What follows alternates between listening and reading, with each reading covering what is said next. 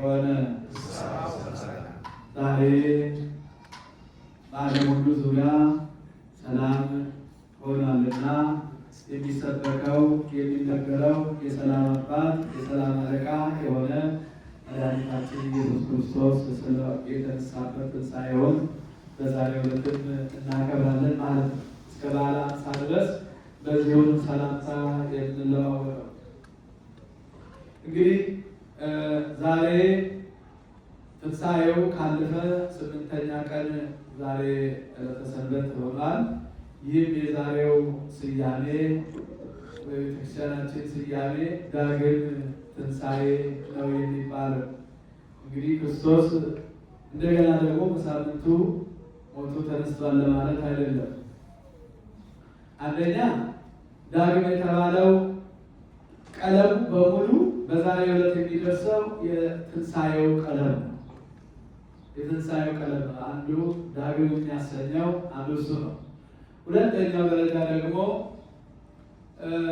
ከሐዋርያቱ መካከል አንደኛው ቶማስ የተባለ ሐዋርያ ጌታ በተነሳበት ጊዜ አልነበረምና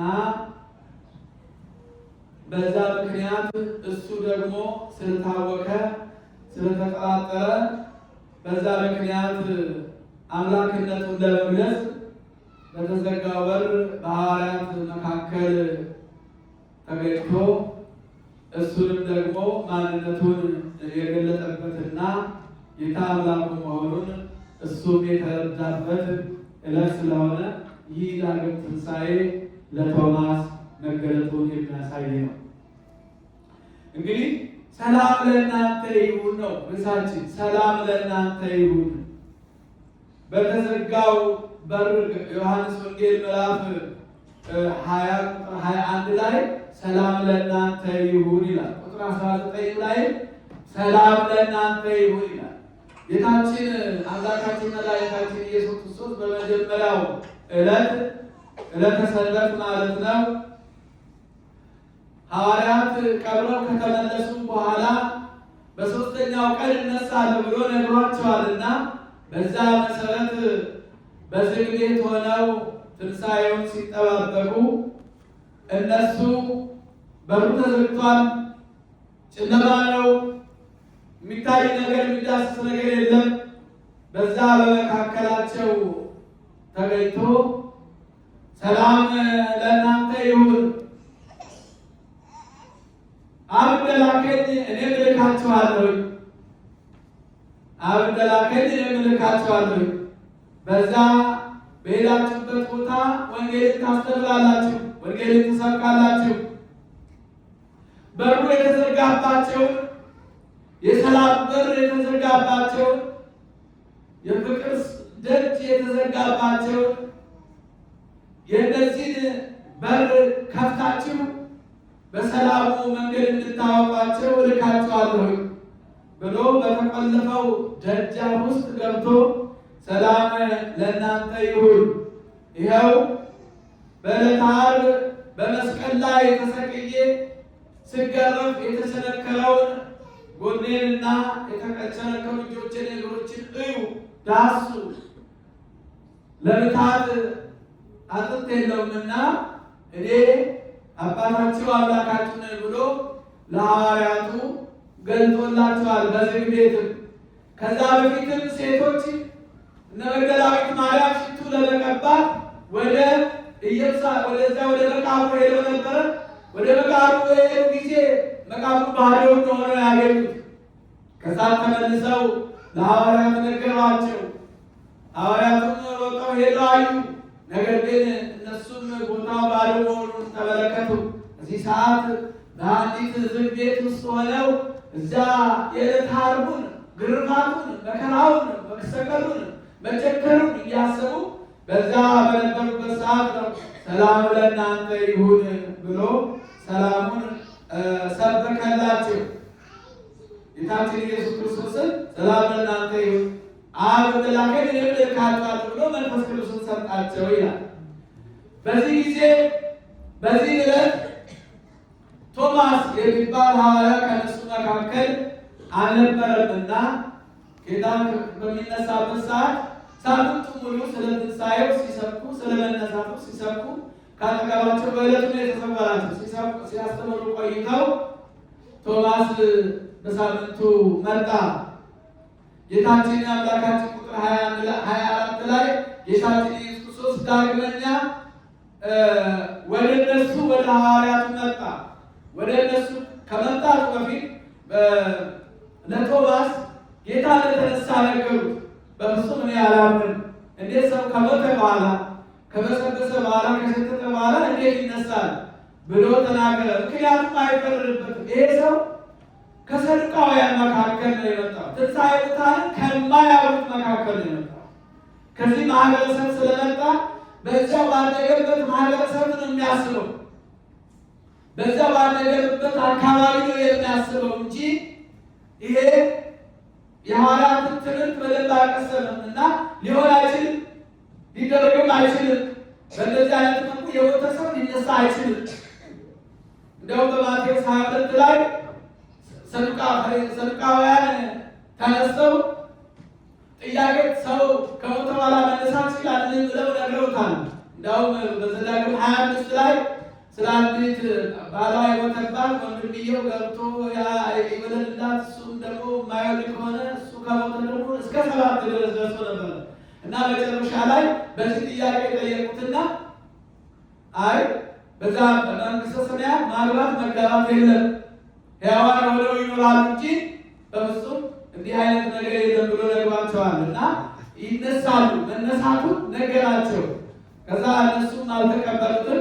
ለጊዜው ይሄ ሰው ከሰዱቃውያን መካከል ትንሣኤ ሙታንን ከማያምኑት መካከል የመጣ ስለሆነ በዛ እንዴት ሊሆን ይችላል?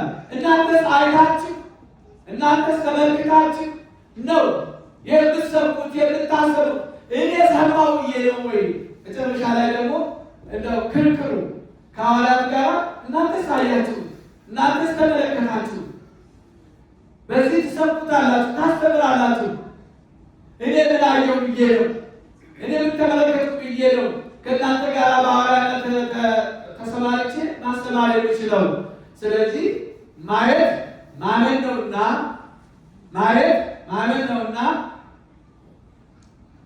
ስለዚህ እኔ ማየት አለብኝ ትክክለኛ እሱ መሆኑን ብሎ ሲከራከራቸው ነበረ። ሳምንቱን የቀረበው እዚህ ሲከራከራቸው ቆይቶ በዛ በዝግ ቤት ሆነው በተቀመጡበት ሰዓት ጌታችን ኢየሱስ ክርስቶስ እንዘ ዕጹብ ኆኅት ደጃፉ ዝግ እንደሆነ ጌታ መድኃኒዓለም ክርስቶስ ወደ እነሱ መጣ ይላል።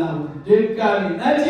ዛሬ ማለት ነው። ዳግም ያሰኘው ዳግመኛ ትንሣኤ። ዳግም ማለት መምጣቱን የሚያሳይ ነው። ዳግም መምጣቱን የሚያሳይ ነው። ሰላም ለእናንተ ይሁን አለና ቶማስን ማዕበለ ሕዋት ስለሆነ ሰሞኑን ሲከራከሩ እንደነበረ ስለሚያውቅ ቶማስ ያመንክ እንጂ የምትጠራጠር አትሁን። ተጠራጣሪ ሰው ከጸጋ እግዚአብሔር ይርቃልና፣ የሚጠራጠር ሰው ከጸጋ እግዚአብሔር ስለሚርቅ፣ ስለዚህ ያመንክ እንጂ ያላመንክ አትሁን። ናና በዕለተ ዓርብ ያየውን ጎኔ የተወጋው በዕለተ ዓርብ የተቸነከረውን እጆቼ የተቸነከሩትን እጆቼ የተቸነከሩትን እግሮቼ ናና ይና ዳስ ለታት አጥንት የለው ናና ዳስ ብሎ ቶማስን ጠራው፣ ወደ እሱ ጠራው። እሱም ደግሞ ተናግሮ ነበርና ከዛ በኋላ እሱም ከችንካሩ ምልክት በእጁ ካላየው ጣቴንም ወደ ተቸነከረበት ካልጨመር እጄንም ወደ ጎኑ ካላገባው አላምንም ብሎ ተከራክሯቸው ስለነበረ ጌታችን ኢየሱስ ክርስቶስ ከ8 ቀን በኋላ ዳግመኛ ደቀ መዛሙርቱ በውስጥ ሳሉ ቶማስ አብሯቸው ነበሩ ይላል። ቶማስ አብሯቸው ነበሩ ሳለ በሩ እንደተዘጋ ጌታችን ኢየሱስ ክርስቶስ በመካከላቸው ቆመና ሰላም ለእናንተ ይሁን አላቸውና ከዚህ በኋላ ቶማስን ጣትን ወዲህ አምጣና እጆቼን እይ፣ እጅህንም አምጣና ወደ ጎኔ አግባ፣ እመን እንጂ ተጠራጣሪ አትሁን አለው። በዚህ ጊዜ ቶማስ ወደ ጌታ ጎን እጅ በከተተ ሰዓት እጁ እንደ ጅማት ተኮማተረ ይላል። እጁ እንደ ጅማት ተኮማተረ። እሱም ጌታዬ አምላኬ ብሎ አመነ ይላል።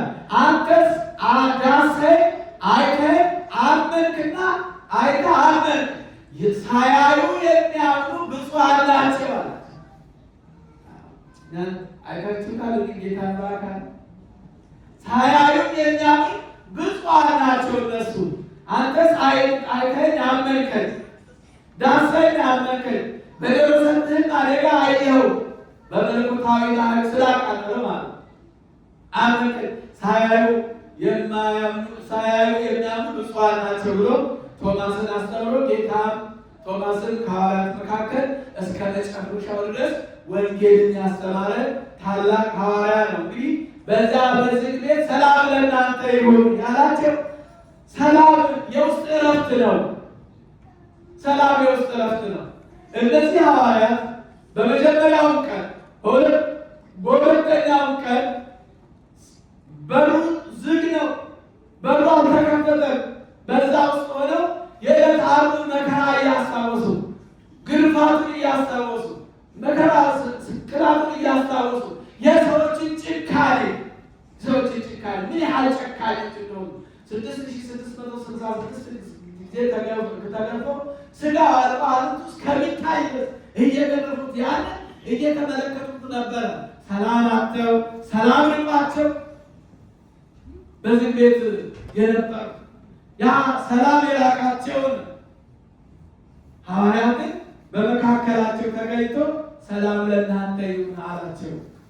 በክርስቶስ በራሱ ክርስቶስ በክርስቶስ ማመን ራሱ ሰላም የሰላም ሰው መሆን ነውና ኢሳይያስ ምዕራፍ 9 ቁጥር 6 ላይ እሱ የሰላም አለቃ ነው ተብሎ ነበር።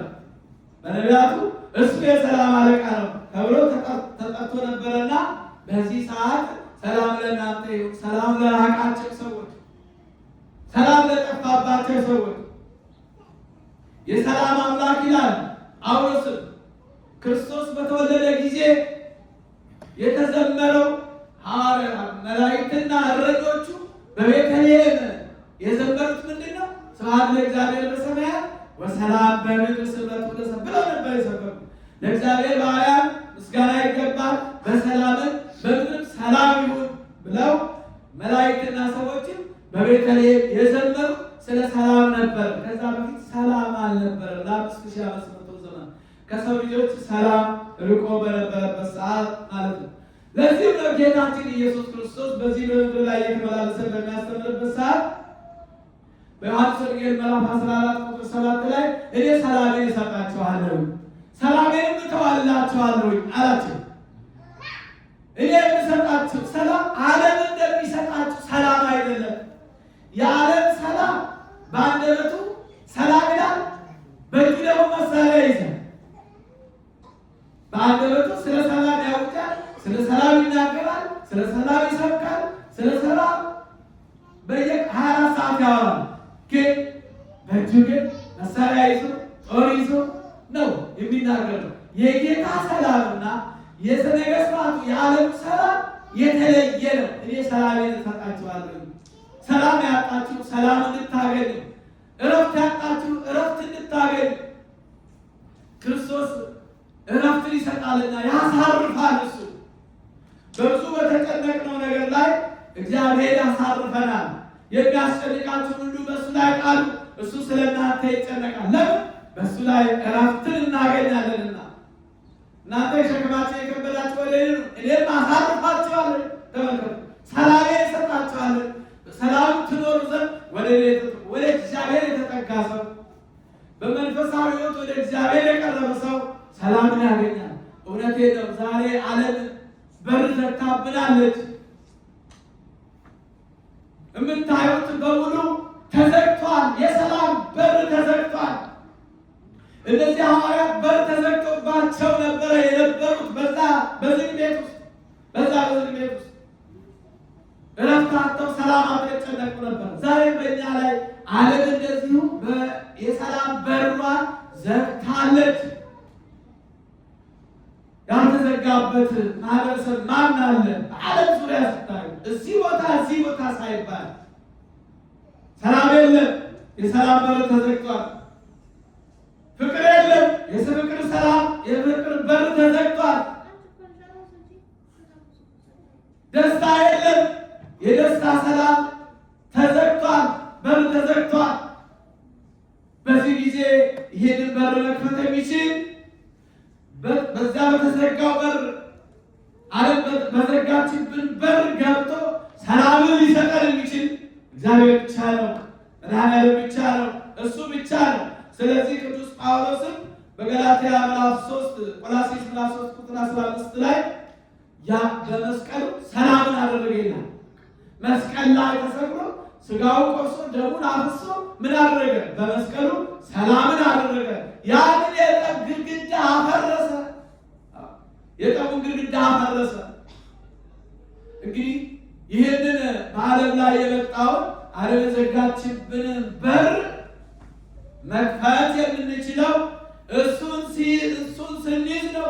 እሱን ስናስብ እሱ በተዘጋው በር ገብቶ በሕይወታችን በተዘጋው በሙሉ በማህበራዊ ኑሯችን፣ በትዳራችን፣ በስራችን፣ በሁለንተናችን የተዘጋብንን በር እሱ መጥቶ ከፍቶ ሰላም ለእናንተ ይለናል። ስለዚህ ምን ያስፈልገናል? ወደ እሱ ስንቀርብ ነው።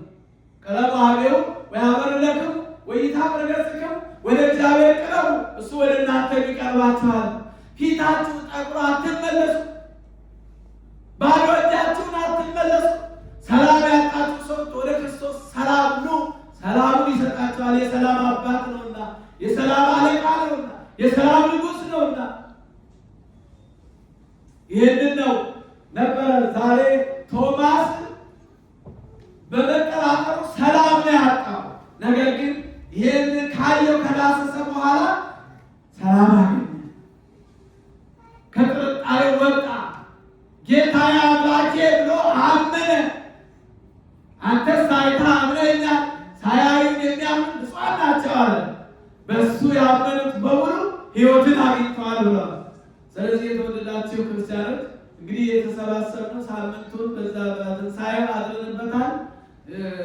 እምይእዜሰ ይኩን ሰላም ብለናል። ከዛሬ ጀምሮ ሰይጣን ታስሯል። አዳምን ነፃ አውጥቷል። ሞትን ድል አድርጓል፣ አሸንፏል። ከዛሬ ጀምሮ ሰላም ይሁን ብለን ሰላም ታውጇል። በዚህ እንግዲህ ሁላችንም በዚህ ሰላም መፍሰስ፣ በዚህ ሰላም መጓዝ፣ በዚህ ሰላም መሄድ ያስፈልገናልና ይህንን ነው ቃሉ። ዛሬ ዳግም ትንሣኤ የተባለው ቶማስ ስላልነበረ በዕለቱ በተነሳበት ጊዜ ለቶማስ ትንሣኤውን ስለገለጠ አምላክነቱን ስለገለጠ ዳግም ለቶማስ ስለታየ በዚህ ምክንያት ዳግመኛ ለቶማስ በመገለጡ ዳግም ትንሣኤ ብለን ሁላችንም እንሰብካለን። ስለዚህ እርስ በርሳችሁ በሰላም ኑሩ። ሰላም በክርስቶስ ነው። ሰላም የሚገኘው በዚህ ዓለም ላይ ሰላም የሚገኘው እንደው አንዳንድ ሰዎች ሲበሳጩ ሲናደዱ ወደ መጠጥ ቤት ይሄዳሉ። ሲበሳጩ ከቤታቸው ከስራቸው ከየትም ሲበሳጩ ወደ መጠጥ ይሄዳሉ። መጠጥ ሰላም አይሰጥም። ገንዘብንም ያጠፋል፣ አእምሮንም ያበላሻል። አንድ አባት ልጃቸው እየሰከረ ካቀት እባክህ ለምን ትጠጣለህ? ለምን ታደርጋለህ? ለምን እንዲህ ታደርጋለህ? ብለው ይህ ሲመጡት አባቴ እኮ ተናድጄ ነው፣ አለቃዬ አናዶኝ ነው፣ በዚህ ምክንያት ነው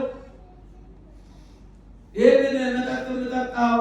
በልግድ ልጄ ተወው፣ ግድ የለም አንተ ጸልይ ብለው ደግሞ መክረው ትሄዳሉ። በሌላ ጊዜ እንደዚሁ ደግሞ ተበላሽተው ተወላዱ ያገኙታል። ምን ሆንክ አባቴ? አታውቅ? አሁንም አልታውቅም አሉ። አባቴ አሁን ደግሞ ከአለቃዬ ጋር ታርቄ ነው አሉ። አሁን ደግሞ ከአለቃዬ ጋር ታርቄ ነው። እንዲህ አይነት ዓለም እንዲህ አይነት ዋሾ ዓለም እና ሰላም የሚገኘው በጸሎት ነው። ሰላም የሚገኘው ወደ እሱ በመጠጋት ነው እንጂ ዓለም የምታዩት ሲበሳጩ ሰላም እናገኛለን ብለው ራሳቸውን ጠርሙስ ስር ይደብቃሉ። ያ ሰላም አይሰጥም። ያ ሰላም አይሰጥም። ሰላም የሚገኘው በክርስቶስ ብቻ ነው። የሰላም አባት ስለሆነ ወደ እሱ ችግራችንን፣ ሐዘናችንን ወደ እሱ ከገለጥ እግዚአብሔር ደግሞ ከዛ ከጭንቀቱ፣ ከመከራው፣ ከሐዘኑ ወደ ሐዘናችን ወደ ደስታ ይለውጥና አምላካችን እግዚአብሔር የሰላም አባት ሆኖ ሊመራን ይችላልና ስለዚህ ይህንን ሰላም ስላገኘን ስለሰጠን አምላካችን ስሙ የተመሰገነ ይሁን። አሜን። አሁን ምን አያችሁ? እዚህ ግቢ ውስጥ ምን አዲስ ነገር አለ? ካርፔቱ ተቀይሯል። ምን አዲስ ነገር አለ? ካርፔቱ ተቀይሯል። ካርፔቱ ተቀይሯል። አይገርማችሁ? የተቀመጣችሁበትም ከዚህ ጀምሮ እስከ እታች ድረስ እስከ በሩ ድረስ የቀየሩት ልጆቻችን ናቸው። የዚህ የቤተክርስቲያናችን አገልጋዮች እንደ አንድ ካህን የምንቆጥራቸው ባልና ሚስት ከተደወለ እዚህ ማለት ከተጀመረ ወይም ደግሞ ስብሐት ላይ ከተጀመረ ቀጥታ መጥተው በመጀመሪያ ሆነው የሚያገለግሉ ልጆቻችን ብዙ ጊዜ ስማቸው እንዲገለጥ አይፈልጉም። ነገር ግን እኛ እውነቱን መናገር ግዴታ ነው። ማስተማሪያም ስለሆነ ዶክተር ሲሳይ እና እህታችን ሲስተር ትዕግስት ናቸው። በተለይ ረቡዕ ዕለት ዶክተር ሲሳይ ጠዋት 6 ሰዓት ኤም የገባ 11 ኤም ፒኤም ነው የወጣው። እዚህ ውሎ በሰሞነ ፋሲካ ሰው በሚበላበት በሚጠጣበት ሰዓት እሱ ግን ይህንን በሙሉ አንስቶ ወንበሮችን ሁሉ አንስቶ ሰዎችን በራሱ ገንዘብ ቀጥሮ ይህንን ያሰራው ወንድማችን ነውና እግዚአብሔር አምላክ በእድሜ በጤና ያቆይልን። መርቋቸው ሆነ እንደ አንድ ካህን የሚያገለግሉ ብቻ አይደለም፣ እንደ አንድ ካህን ነው የሚያገለግሉ። ለእኔ እንደ አንድ ካህን አብረን ጠዋት ኪዳን፣ በተለይ ነገ ኪዳን አለ ሚካኤል ነው። ጠዋት ኪዳን 6 ሰዓት ሲገኛሉ፣ ልክ 7 ሰዓት ላይ ወጥቶ ይሄዳሉ እና እንደዚህ እንደ አንድ ካህን ከጎን የሆነው የሚያገለግሉን ወንድሞቻችን ናቸው። በገንዘባቸው በእውቀታቸው የሚያገለግሉ ቤተሰቦች ናቸውና እግዚአብሔር ልጆቻቸውን ይባርክልን፣ ልጆቻቸውን ያሳድግልን። አሁን ለሚቀጥለው ደግሞ የዛሬ 15 ቀን ታላቅ ሰርግ አለን። የእነሱ የልጃቸው የዲያቆን ኤርምያስ በዛ ባርካቸው። እግዚአብሔር በእንደዚህ ሲባርካቸው ሰው ውለታውን ሲያውቅ እንደዚህ ነው ያደረገለትን አምላክ ሲያገለግል ያደረገለትን አምላክ ሲያመሰግን ውለታውን የማይረሳ ሰው እንደዚህ ነው እና ዛሬ 15 ቀን ደግሞ ሰርግ አለን። እግዚአብሔር ይመስገን ይኸው ታድሳል፣ ሁሉ ነገር ተዘጋጅቷልና በእውነት እነዚህን ሁለቱን ባልና ሚስት ባለትዳሮች በስጋዋ ደግሞ የከበሩ ናቸው። በገንዘባቸው በእውቀታቸው ሁሉም የሚያገለግሉ እነዚህ የቤተክርስቲያናችን የጀርባ አጥንት ናቸውና በእውነት እነሱን በእድሜ በጤና ያቆይልን። መርቋቸው በእድሜ በጤና ያቆይልን። መርቋቸው በእድሜ በጤና ያቆይልን። አምላካችን ይጠብቅልን። ልጆቻቸው ስራቸውን ሁሉ ይባርክልን። አሜን። አንድ የማሳስባቸው ነገር አለ። እንደዚሁ ነገር እነሱ እያዩት ነው፣ እናንተ ግን አላያችሁም። እኔ ያየሁትን አሳስባችሁና በዚህ ውስጥ ደግሞ እንሳተፋለን የምትሉት አሁን አይደለም፣ ወደ ዓመቱም ሊደርስ ይችላል። በዚህ ቤተክርስቲያን በዘመነ ሕማማት የሚለበስ ልብሰ ተክህኖ አለ። ጥቁር ታውቃላችሁ፣ ጥቁር ነው የሚለበሰው ልብሰ ተክህኖ። አሁን እዚህ ቤተክርስቲያን የለም። አሁን ትንሽ ናት ያለችው የሆነች አረንጓዴ ነገር ናት። እሷም እየጠበቀች በተለይ ቀሲስ አስራት ትንሽ ወፈር ስለሚሉ የተቀደደች እንትን እያለች ነው እና ያንን ከሰኞ እስከ ዓርብ ድረስ በሰሙነ ሕማማት ነጭ አይለበስም። የሐዘን ሰሞን ነው። ክርስቶስ መከራውን ሲቀበል መንበር ሁሉ በሙሉ ልብሰ ተክህኖ ሁሉ ይቀየራል። ጥቁር ነው የሚለበሰውና ያንን ልብሰ ተክህኖ የሚገዛ ሰው ያስፈልጋልና ለዚህ እኔ ነኝ የምትሉት 1 2 3 ተባብራችሁ አንድ ሰው ልጅ ይችላል። ለ5 ልትችሉ ትችላላችሁ። ለ10 ልትችሉ ትችላላችሁ። እንግዲህ አሁን ሕማማት አልፈናል። ለሚቀጥለው ዓመት ሕማማት እንዲደርስልን ለዚህ ፈቃደኛ የሆናችሁ በረከቱ ይድረስ የምትሉ ሰዎች ይኸው ነግሬያችኋለሁ። እግዚአብሔር በረከቱን ያድላችሁ። ከዛ በኋላ እኔ ማነጋገር ትችላላችሁ።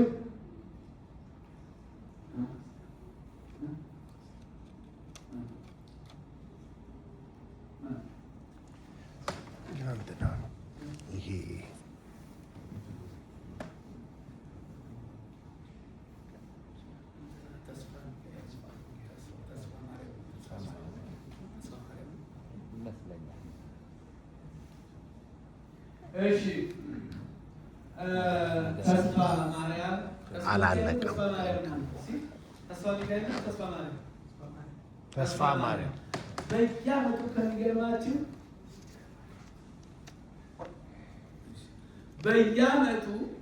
በየዓመቱ ታክስ ሪተርኑ እንዳለ አምጥቶ ነው የሚሰጠው።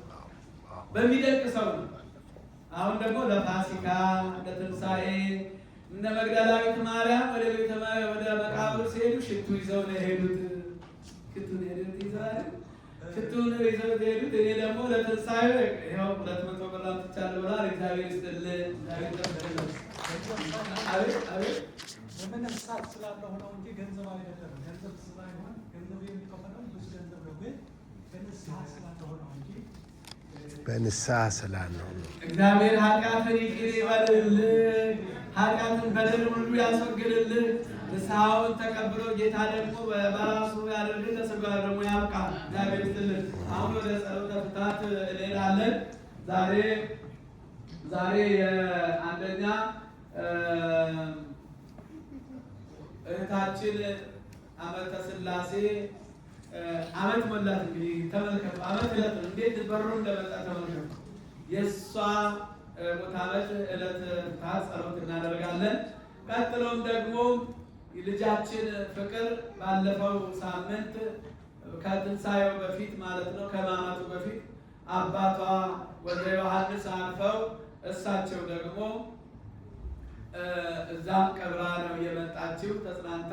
አሁን ደግሞ ከኛ ከልጆቿ ጋራ ከወንድሞቿ ጋራ ከእህቶቿ ጋራ ፕሮግራም ይዘናል። እዚህ ታች ከዚህ ከቅዳሴ መልስ ከጸበል ዘቢቁ መልስ እዛ ቆይተን እናጽናናቸዋለን። ጸሎተ ፍትሐቱን እዚህ እናደርጋለን። ሁለተኛ የገብረ መስቀል ደግሞ 80 ቀናቸው ስለሆነ ወንድማችን ካረፉ ጊዜ ጀምሮ እነዚህም 3 ላይ በአንድ ላይ ጸሎተ ፍትሐት እናደርጋለን።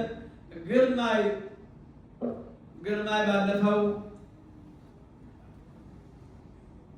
ወንድማችን ግርማይ ባለፈው እሱ ማዘን ገጥሞት ሀገር ቤት ሄዶ እድለኛ ነው። እዛ ሄዶ ሀዘኑን ከቤተሰቦቹ ጋራ ተወጥቶ ነው የመጣው እና እሱ ደግሞ ባለፈው ጸሎት ስለተደረገልኝ 400 ብር ብሎ ይዞ መጥቷል። እግዚአብሔር ነፍሳቸውን ይማርልን። እግዚአብሔር የሁለቱንም ነፍስ ይማርልን። ባለፈው እናትም አባትም በአንድ ሰው እንግዲህ የሚፋቀሩ የሚዋደዱ ሰዎች ይጠራራሉና እንደዚሁ ዛሬ ዓመት አልሞልቷል። በዓመቱ ደግሞ አባት እናት ልጅ ይሉታል እና ስለዚህ ደርሶ ነው የመጣው። በዛን ጊዜ ሆሳዕና ዕለት እዚሁ አብረን ነጋገር ነው። እዛ ዕለትም ጸሎትም ስለተደረገ ለዛም ጸሎተ ፍትሐት 400 ብር አምጥተዋል።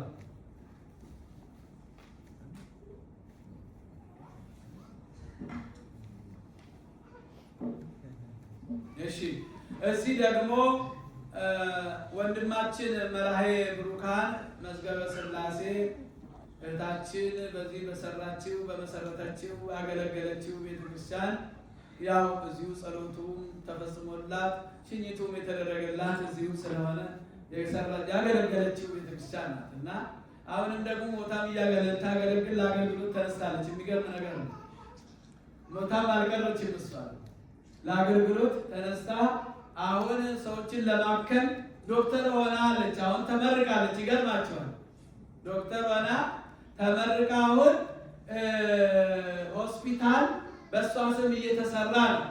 አሁን ስሟ ከመቃብር በላይ እሷ በስጋ ነው ያረፈችው እንጂ በበጎ ስራዋ መልካም ስራ ለመስራት አሁንም ቁማለች፣ ተነስታለች። እንደውም ጌታ በጎ ስራ ይሰራ ነበረ፣ ሞተ፣ ተነሳ። እሷም በጎ ስራ ትሰራ ነበረ፣ የቤተክርስቲያን ታጸዳ ነበረ፣ ታገለግል ነበረ እና አሁን ደግሞ ደግነቷንና የዋህነቷን አይቶ እግዚአብሔር ባለቤቷን ወንድማችን መራዊ ብሩካን ዶክተር መዝገበን አስነስቶ በሱ ላይ አድሮ እሳቸው ላይ አድሮ አስነስቶ አሁን ደግሞ ያ ስራ እንዲሰራ እግዚአብሔር ፈቅዷል። እግዚአብሔር የጀመረውን ደግሞ ይጨርሳል። እናምናለን። እንደ ሰዎች ሊያደክሙ ይችላሉ፣ ድካም ሊመጣ ይችላል። አይደለም እግዚአብሔርን የያዘ ሰው አይወድቅምና የእሷ የተጀመረው ስራ እናስጨርሳለን፣ ያልቃል። አሁን ትናንትና በእሷ ስም ፈንድሬዚንግ ነበረ፣ አንድ ሆቴል እዛ አምሽተን ነው የመጣ ነው። ጥሩ ገንዘብ እንደተገኘላት አምናለሁ። ባለፈውም እንደዚሁ ይቀጥላል። ነገሩ እስከሚያልቅ ድረስ አይቆምም እና ስለዚህ በጎ ስራ የሰራ ሁሉ ጊዜ ስሙ ከመቃብር በላይ በጎ ስራ መልካም ስራ ሐዋርያት የምንላችን እነ ቶማስ ብንላ ቶማስ አሁን ዛሬ ተጠራጣሪ የሆነ አብሮ የመጣው ሰውዬ ሰውነቱን ገፈው አሸዋ ከተው እንደ ስልቻ አሸዋ ከተው እሱን መልሶ የጫኑ ሰው ነው። በመልካም ስራቸው ሃይማኖታቸውን ስለጠበቁ እነ ቅዱስ ጴጥሮስ ቁስቁል ተዘገዘቁ፣ እነ ቅዱስ ጳውሎስ እንደ በግ የታረዱ ሰማዕታት ሐዋርያት የምንላቸው በጎ ስራ ሰርተው በእግዚአብሔር ፊት በሰው ፊት የሚመሰክርልኝ ሁሉ እኔም በአባቴ ፊት እመሰክርለታለሁ፣ በሰው ፊት የሚከዳልኝ ሁሉ እኔም በአባቴ በሰማይ በፊት እከዳዋለሁ ብሏል ጌታ። ስለዚህ በእውነት ስራዋ ከሞተች በኋላ ሰው የሚታወቀው ከሞተ በኋላ ነው። ማንነቱ፣ ጉዳቱ፣ ጥቅሙ፣ ደግነቱ፣ ክፋቱ ምኑም የሚታወቀው ከሞተ በኋላ ነው። ቆመንም እያለንማ አብረን ስላለን ምንም አይመስለንም። ሰው ከሞተ በኋላ ማንነቱ የሚታወቀው እና እቺ ልጃችንን እቺ እህታችንን መልካም ስራዋ ሁልጊዜ እንደ ፋና እያበራ ይሄዳልና ለሷ ጸሎት መስዋዕት እንዲሆን ለቤተ ክርስቲያኑ 500 ብር መራዊ ብሩካን ዶክተር መዝገበ ስላሴ አስገብተዋል። እግዚአብሔር ይስጥልን፣ እድሜና ጤና ይስጥልን። የጀመራችሁትን ሁሉ እግዚአብሔር ያስፈጽማችሁ። የጋራችን ነው። እነዚህ ልጆች ደግሞ በእሷ እግር ተተክተዋል። አልሞተችም። እነዚህ የመሳሰሉ ልጆችን አፍርታ ነው የሄደችው። ዘር ትታ ነው የሄደችው። ዘር አቁማ ነው የሄደችው እና ማማ እነዚህ ልጆች ያሉ እነዚህ ልጆች አራቱም ልጆች አሚት ናቸው። አመተ ስላሴ ነች። አልሞተችም። እሷ እንዴ አሁን ሞታ እንኳን ስራ ስትሰራ አተኛም እንዴ ሰው ከሞተ በኋላ ያልፋል። እሷ አላረፈችም። አሁንም ስራ እየሰራች ሐኪም ሆናለች። አሁን ደግሞ ጭራሹንም ብሳ ብሶባት ሐኪም ዶክተር ሆናለች። አሁን ለሰው ልጅ ለማከም ተነስታለች እና በእውነት ትልቅ መታደል ነው።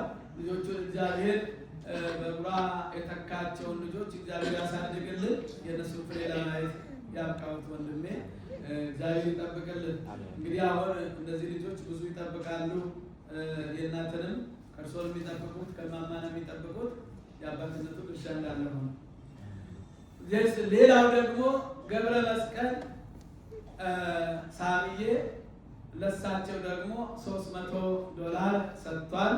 እንግዲህ በየጊዜው ባለፈውም ለአርባውም እንደዚሁ ለሙት ዓመቱም እንደዚሁ ቤተክርስቲያን አገልግላለችና በማለት በነፍሳቸው በመንግስት ሰማያት እንድታርፍ እነሱ ደግሞ 300 ብር ሰጥተዋል። ባለቤታቸውም እዚህ ያሉ እግዚአብሔር እንግዲህ ነፍሳቸውን እነዚህን የወልደ ዮሐንስን የአመተ ስላሴን የገብረ መስቀልን ደጋጎቹና አብርሃምና ይስሐቅ ባረፉበት ቦታ ያሳረፍልን አምላክ ቅዱሳን ይጠብቅልን። አሁን ወደ ጸሎተ ፍትሐት እንነሳ።